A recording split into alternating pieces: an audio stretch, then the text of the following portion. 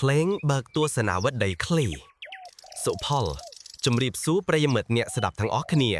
สมสวากุมมการรายการพอดแคสต์ดำน้าชปัวตะการสุแพมังกลจิมวยคิงบาทสุพอลทั้งไงนี้เยื่องนึงดาวเจริญบันเตกตึกขนงประเทศบอดมวยได้มนุษย์กรุบรูปในโลกนี้แต่งใต้สวายรอกหนึ่งปรารถนาจองบานบัมพอดนูกือสุแพมังกลต้าสุแพมังกลจีอวัยเตอร์เวียจีอารมณ์มวยพลาดการิกรีหรือจีสถานเพียบดอยยูอังวังในสกไดเป็นจัดหนึ่งซอนติเพียบขังขนงหอยสำคัญบังพอดต้าเมียนวิธีสักจะละนาคละแดดยังอาจอนุวัตบ้านดังใบสร้างสุภมังกลเปิดประกอบสำหรับคลวนเยินมนุษย์จีจรานกถาสุภมังกลคือจีโกลได้มวยแดดสถิตในช่างไงหัวปีลัตเพียบระบบพวกเก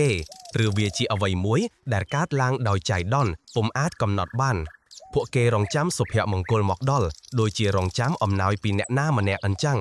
ปันตาตามเปิดเตยสุภมังกลมันแมนจีโกลได้เต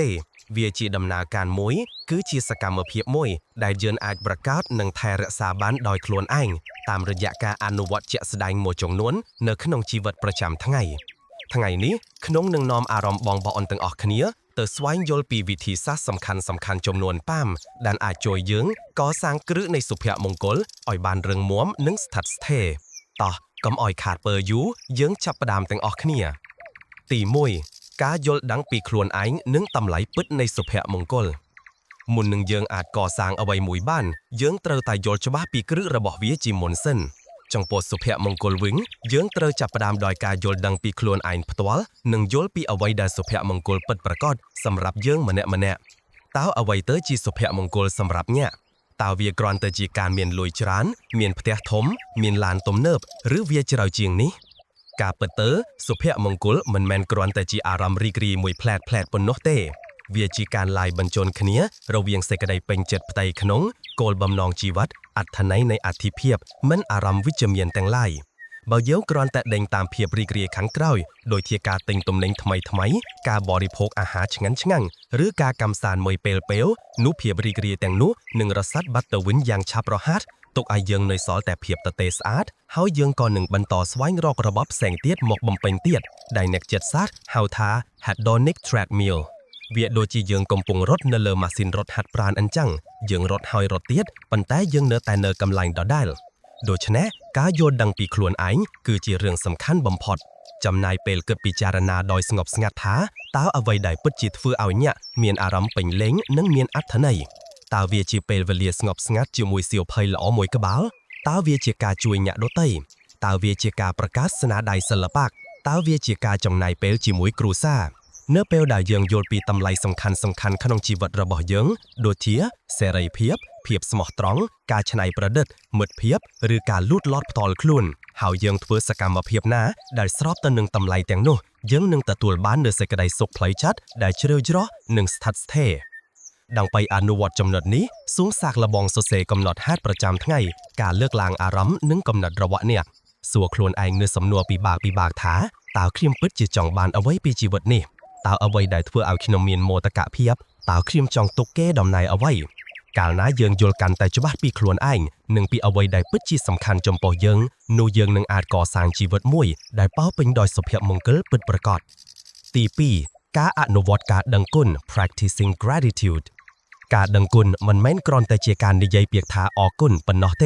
ปันตายเวียเจตุสนะวิสัยมวยขนมกาเมื่อเคยปีพบโลกเวียเจกาตัวสควอลหนึ่งเอาไว้ตำไลจมปัวเอาไว้หล่อได้เมียนเนื้อขนมชีวิตระเบาะยื่งตุฟต่อยกระไดทมกระไดเนื้อวิจิศาสตร์บานรอเคยท้ากาอนุวัตกาดังกุนเจียประจำอาจช่วยพลาประดอราชนาสัมปวนขมักขัวกระบาวระเบาะยื่งกัดบรรทอยฮอร์โมนสเตรสกอร์ติซอลนึ่งบังการฮอร์โมนได้ฟื้นเอายื่งเมียนอารามล้อโดยเจียโดพามินนึ่งเซโรโทนินแฮดเอาไว้บานเจกาดังกุนเมียนอิทธิพลคลังมาแลเพราะเวียช่วยบังไวกายอกจะตกใดระเบาะเยื้องปีเอาไว้ได้เยื้องควัสคาดเตยรกเอาไว้ได้เยื้องเมียน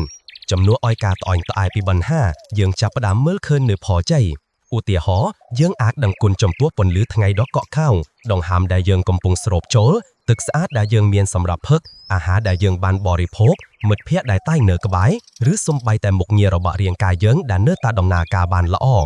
วิธีศาสตร์อนุวัตเสี่ยวเผากำหนดแฮดดังกุน gratitude journalเจียเรียงรอทั้งไงมุนเปลโจลเก่งหรือเปลปรึกประเริ่มส้มเสเสบัญชีเรื่องใบตือปามย่างด่านเนะดังกุน សូមរៀបរាប់ឲ្យបានជាក់ស្ដែងតាមអាចធ្វើបានឧទាហរណ៍ជំនួសឲ្យការសរសេរថាខ្ញុំដឹងគុណមិត្តភក្តិសូមសរសេរថាខ្ញុំដឹងគុណមិត្តភក្តិរបស់ខ្ញុំឈ្មោះសុផាដែលបានចំណាយពេលស្ដាប់ការត្អូញត្អែរបស់ខ្ញុំកាលពីម្សិលមិញការដើរដឹងគុណ gratitude walk ពេលអ្នកដើរសូមព្យាយាមកត់សម្គាល់អ្វីៗនៅជុំវិញខ្លួនអ្នកហើយស្វែងរកអ្វីដែលត្រូវដឹងគុណអាចជាសម្រស់ធម្មជាតិស្នាមញញឹមរបស់អ្នកដំណើរឬសូម្បីតែអារម្មណ៍ស្រស់ស្រាយនៃខ្យល់ការប្រកាសការដឹងគុណផ្ទាល់ expressing gratitude direct កុំខ្លាចនៅក្នុងការប្រាប់អ្នកដទៃថាអ្នកដឹងគុណពួកគេប៉ុណ្ណាអាចជាពាក្យសម្ដីលេខិតឬកាយការតូចៗការធ្វើបែបនេះមិនត្រឹមតែធ្វើឲ្យអ្នកមានអារម្មណ៍ល្អប៉ុណ្ណោះទេថែមទាំងពង្រឹងទំនាក់ទំនងរបស់អ្នកជាទៀតផងការធ្វើសមាធិដឹងគុណ gratitude meditation ចំណាយពេលពី3នាទីបិទភ្នែកហើយផ្ដោតលើអារម្មណ៍ដឹងគុណចំពោះអ្វីមួយឬនរណាម្នាក់ការអនុវត្តការដឹងគុណជាប្រចាំនឹងជួយផ្លាស់ប្ដូរទស្សនវិស័យរបស់អ្នកពីភាពខ្វះខាតទៅរកភាពបរិបូរណ៍ហើយនាំមកនូវសុភមង្គលពិតប្រាកដនៅក្នុងចិត្តទី3ការកសាងទំនាក់ទំនងល្អប្រសើរ building healthy relationships មនុស្សយើងជាសត្វសង្គមធម្មជាតិរបស់យើងគឺត្រូវការតកឆ្ពោះជាមួយអ្នកដទៃភាពឯកកោជាមូលហេតុដ៏ធំមួយនៃភាពមិនសប្បាយចិត្តនិងបញ្ហាសុខភាពផ្លូវកាយនិងផ្លូវផ្សាយដូច្នេះការកសាងនិងថែរក្សាទំនាក់ទំនងល្អៗគឺជាសសរស្តម្ភដ៏សំខាន់មួយនៃសុភមង្គលប៉ុន្តែមិនមែនគ្រាន់តែមានទំនាក់ទំនងច្រើននោះទេអ្វីដែលសំខាន់គឺគុណភាពនៃទំនាក់ទំនងដែលមានគុណភាពខ្ពស់គឺជាទំនាក់ទំនងដែលពោរពេញទៅដោយការជឿទុកចិត្ត trust គឺជាគ្រឹះនៃទំនាក់ទំនងទាំងអស់វាត្រូវបានកសាងឡើងតាមរយៈភាពទៀងទាត់ភាពស្មោះត្រង់និងការរក្សាពាក្យសម្ដីការយល់ចិត្ត empathy សមត្ថភាពនៅក្នុងការយល់និងចែករំលែកអារម្មណ៍របស់អ្នកដទៃការស្ដាប់ដោយយកចិត្តទុកដៃគឺជាគន្លឹះដ៏សំខាន់នៃការយល់ចិត្តការ communication ប្រកបដោយប្រសិទ្ធភាព effective communication ការបង្ហាញនូវតម្រូវការអារម្មណ៍និងដែនកត្រៃរបស់យន្តដោយគោរពប្រើពាក្យសម្ដីដែលផ្ដោតលើខ្ញុំ I statements ជំនួសឲ្យការបន្ទោសអ្នកដទៃឧទាហរណ៍ជំនួសឲ្យការនិយាយថាអ្នកតែងតែធ្វើឲ្យខ្ញុំខឹងសូមនិយាយថាខ្ញុំមានអារម្មណ៍ខឹងនៅពេលដែលការគោរពគ្នាទៅវិញទៅមក mutual respect ការឲ្យតម្លៃចំពោះភាពខុសគ្នានិងការកោតសរសើរចំពោះការចូលរួមចំណែកពីគ្នាទៅវិញទៅមកបទពិសោធន៍រួមនិងការគាំទ្រ shared experiences and support ការនៅក្បែរគ្នាទាំងពេលល្អនិងពេលអាក្រក់ការចែករំលែកសេចក្តីរីករាយនិងទុក្ខលំបាកតើយើងអាចដាំដុះទំនាក់ទំនងល្អៗដោយរបៀបណាចំណាយពេល invest time បែងចែកពេលប្រកបដោយគុណភាពជាមួយអ្នកជាទីស្រឡាញ់ដោយមានការរំខានដាក់ទូរស័ព្ទចុះហើយស្ដាប់ដោយយកចិត្តទុកដៃ